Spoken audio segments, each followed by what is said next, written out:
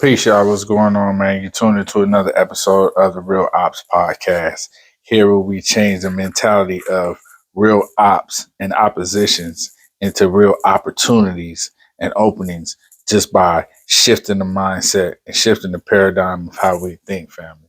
So, before we get into it, like always, I need y'all to like, share, and subscribe to the channel so you don't miss none of this game, none of this sauce that I'm hopefully dripping on y'all, and hopefully y'all able to take some food from each one of these episodes and apply it to your life.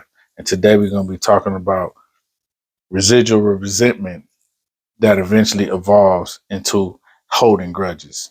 Let's go, y'all. First, let me start off by breaking down residue. Residue is a small amount of something that remains after the main part has been gone, taken, or used. And this can apply to residues of a past career, a lifestyle, a relationship where the main part has been gone. It's been gone. It's been taken out. It's been used, and you still holding on to that residue, and you looking at that as maybe the best part of you, or you looking at that as something that you had successes in.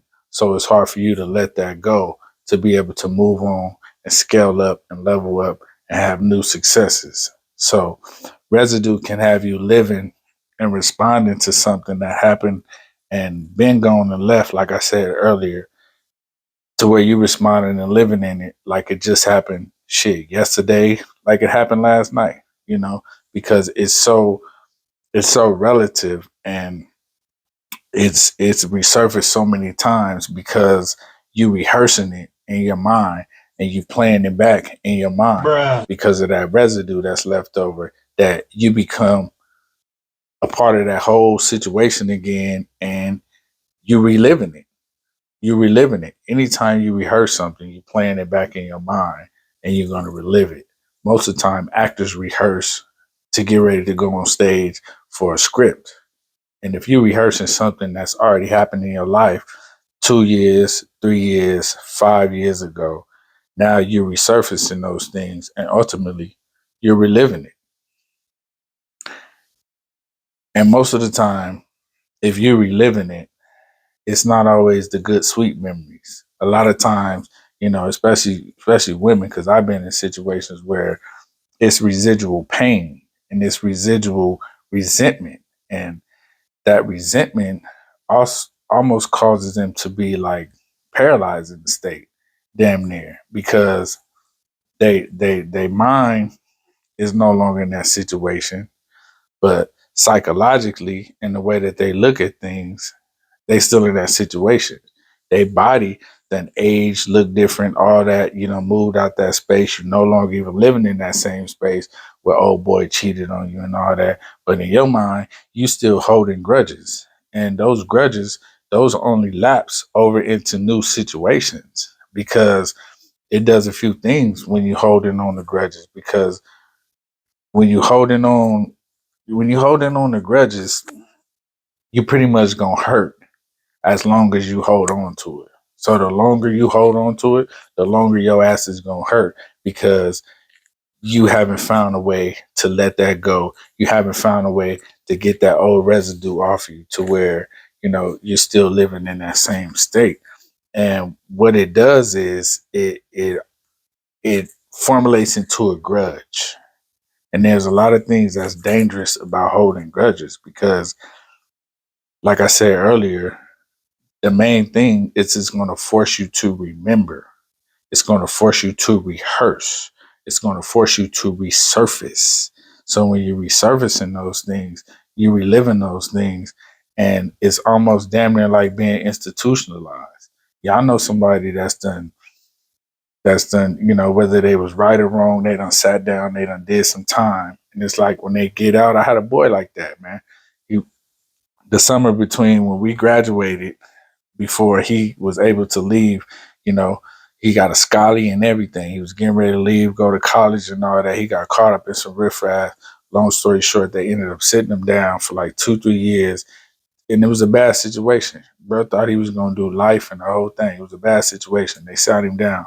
But back to my point, he was so institutionalized that even though physically his body was no longer locked in a cage, mentally and psychologically, he was still asking his parents, can he go to the restroom?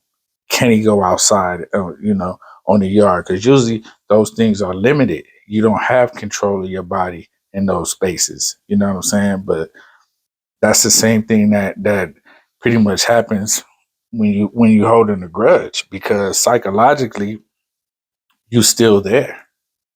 Psychologically you still there. Mentally you still there. Because like I said, the biggest danger of holding a grudge is that you keep remembering and you keep rehearsing and you keep reliving until those things resurface. And what that does is it ultimately it attacks your person. It attacks your person. What you mean by that, double R? I'm gonna break it down for y'all. For one, that hurt is gonna sustain as long as you hold on to it. And while you holding on to it, those issues that you holding on to becomes your identity. So now you no longer have evolved from a state and place of where that situation first stemmed.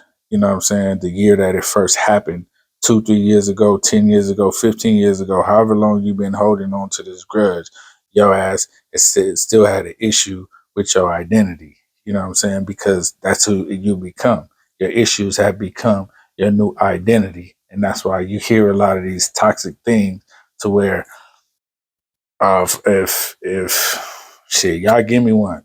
If her last name end with a then stay away from her. Are you still holding a grudge on that female named Tasha or Keisha or Maisha or whatever the was?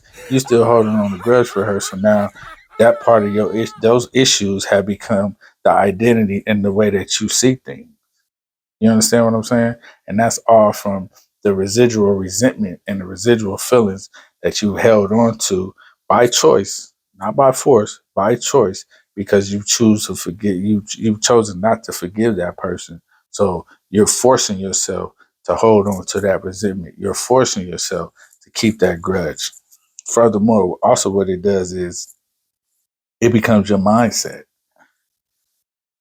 The pain, the mess, the identity, the issues, all that becomes your mindset. So now if that's your mindset, and I know this happens for women a lot because I done ran into some of y'all out there and y'all crazy as hell. I'm just gonna call a spade a spade. Y'all crazy as hell because that mess becomes your mindset in which they see through that lens. So now you're no longer, sweet and inviting. Now you're more or less investigated. You don't know me from Timbuktu, but you're trying to comb through me with a fine tooth comb. Why? Because of Tyrone, a Jimmy that did you wrong 5 years ago. And now you done turned into Inspector Gadget. And now you're trying to investigate everything, looking for something to remind you of what you've been rehearsing in your mind for the last 5 to 10 years because you still holding a grudge on Jimmy and Tyrone for what they did to you. And Jimmy and Tyrone, they free. They done had different relationships where they could trust people. They done had different situations where they'd have been able to move on. But you is holding on to that grudge because you choose not to let that pain go. And what that pain do, that pain becomes your perspective. That pain becomes your perspective.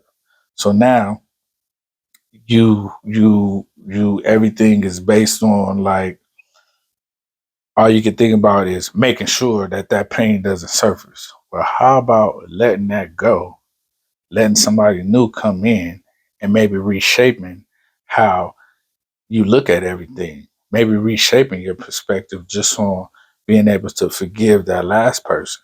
And how does the pain become perspective? The example that was given to me was think about it like this, fellas, and this is for the fellas. Think about when you little and you bump your knee the first time you scratch your elbow, or you fall, or you bust your leg, or you ride off the bike and you fall, or whatever it may be. What's the first thing they say? Man, you better man up. Stop acting soft. So now that pain is attached to the perspective of men don't cry. Men don't, be soft. Men don't, what I'm saying, complain about certain things because that becomes our perspective. And what happens as we get older? that pain is our perspective. And it just transfers from generation to generation. Oh, don't be no punk. Boy, get up, boy, stop crying, boy. However it's shaped up, that's the same way that a grudge, you know, relays into a woman's life or a man's life because that pain has become their perspective. So now they basing everything on that initial pain that they felt years ago. And the cold thing about it is, as time goes on, they won't even remember it the same. They'll just be able to recall how they felt. They won't be able to recall the actual incidents and series that took place. They'll only be able to recall how they felt. So it goes from you cheated on me, you did me wrong, that one day you left and didn't come back, or I called you and I found out. That goes from when the initial situation happened, says 5 years ago. That first year is based on the actual events. By the time the third year rolls around, now it's just, you did me wrong. I never would have thought you would have did me like that. You can't even remember exactly what it was because you just been holding on to this grudge so long that all you can do is resurface the pain. All you can do is rehearse the pain.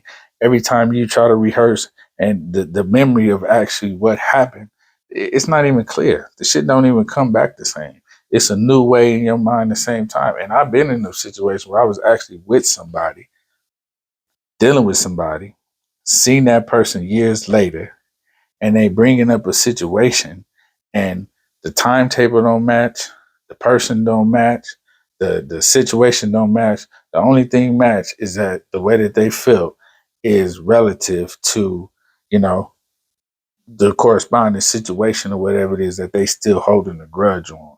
And that can just totally change the way that people see themselves, because I had to ask her, well, look at it like this. You keep bringing that up and you ain't been able to move on. And mind you, I like to think, I'm a debonair type of brother. I'm unique in my own way, and ain't nobody gonna ever be like Double R. But at the end of the day, if I was who God wanted you to be with and stay with and all that, then things wouldn't have went the way they went. You know what I'm saying? We all grow and show and learn and know for reasons unseen. But I always feel like it's for a reason. So my question was, how are you allowing, what I'm saying, me being the person who you lost, to doubt who's left? Y'all think about that. How is that person that's holding a grudge that's based on residual things, a small part of something that's left, that's, where the main part has been gone, taken, or used, which is you or me in this situation, because I'm talking about myself. I'm gone, been out the situation, been gone, moved on, got my life going. Everything's beautiful for me. How is it that you're still holding on to that situation or still looking at that situation like almost like that's the best thing to happen to you? And because now that's gone and all you can do is hold on to the residue of resentment, that there's nothing better left for you or there's nothing at all left for you. And that's all the psychology and the mentality of holding grudges. And for this episode especially, I hope it's some women that's really tuning in, because it's a lot of brothers that run into y'all and y'all be holding grudges and y'all still harboring pain of things that happened 10, 15, 2, 3, 5, however many years ago. And that's based on the residual resentment that y'all holding for Jimmy, James, Tyrone, whoever the hell it was. Y'all holding on that to him. And now y'all becoming, like I said, investigators and all this. And y'all won't let nobody in because you're looking for that pain. You know what I'm saying? That mess has become your mentality. And those issues is who you identify as. And now you can never really get nothing down, but you'll be the first one talking about ain't no good brothers out here. All these niggas out here ain't shit. Whoa, whoa, whoa, whoa, whoa. The brother that did you wrong, he done moved on, had a family, got married, all this other stuff because he was free. You're the one that's still a slave in your own mind and trapped in bondage and holding grudges because of something that happened years ago. You're still holding on to that small piece when the main part has been gone. So don't let this be you, ladies, especially fellas. Don't let this be you. Don't be holding no grudge on no female that did nothing years ago, and now you unable to grow or get to the next phase or season of your life, and you being soft because you holding a grudge. That's just not healthy. It's not conducive to where we're going. And my whole job as your host of the Real Ops podcast is to shift your mentality from opposition. Because if you're holding a grudge, that person was somebody who oppressed you, you oppose them, right? Opposition into opportunities. And that just comes from freeing yourself, because at the end of the day, any relationship requires balance, and balance is equality. And usually you only hear this in marriages, to where they talking about you got to be equally yoked. But that goes for business relationships, work relationships, elementary relationships. And what I mean by that is just starting off as talking to boyfriend, girlfriend, way before it evolves into any type of marriage or anything like that. It's got to be equally yoked. So if you're a free person, if you're a free brother, if you're a free sister, and you run into that bonded brother, that bonded sister that's holding grudges, and they're investigating everything, and they looking at you through a certain lens, man, my best advice is take your ass right back out that door that you came in. Bruh. And sit back and wait, because ultimately God probably got somebody that's more fit and more equipped for you. That person that's still holding that grudge, and that's trapped in bondage, and that's become psychologically institutionalized in their mind, to where that's like the best years of their life that they holding on to. Man, y'all need to break wide from them and not even give them no time of day. Don't take them to the movies, Starbucks, nowhere. Just keep pushing, sisters, brothers. Keep pushing. So, just as a recap, I want to go back through this real quick with y'all, because we're talking about residue. Residue. Y'all write this down. Small amount of something that remains after the main part has been gone, taken, or used. And when you're holding on to that residual pain, resentment, it can cause mental paralyzation, which can eventually evolve into a grudge. And now you're holding grudges because you're holding on to residual effects and the resentment of things that happened in the past. And the worst thing about a grudge is that it's going to hurt as long as you hold on to it. It's going to hurt as long as you hold on to it. And it's going to also do a few other things. Like I said, just reflecting. Your issues will become your identity. That will become your mindset. That's the lens that you will view people through. And your pain becomes your perspective. And remember, the example was as a little kid, when they always tell little boys don't cry. And then, when they get up and they running amok and they older, and they don't know how to deal with their emotions. They got no emotional intelligence, but their pain has become their perspective. And that's the same thing that a woman or man does that's holding on to a grudge. Their pain becomes their perspective, and they're no longer inviting you, and they no longer have a personality of invitation. They're more of an investigation, and they want to comb through you and ask you shit that don't even apply from the jump, because they're looking for you to be that person that's going to hurt them again. So ultimately, let's not hold no grudges. Let's stay tuned into the Real Ops podcast. And let's remember, Double R is going to take the ops and reshape it into an opportunity. So before we go, share this out. Make sure you subscribe, because it's going down every Sunday, 5 p.m. Pacific Standard Time on the channel. Let's go, y'all. Y'all stay blessed, man. Food for thought. Y'all can do the dishes. Y'all set the table. Y'all eat what y'all want. Throw the rest away. Peace.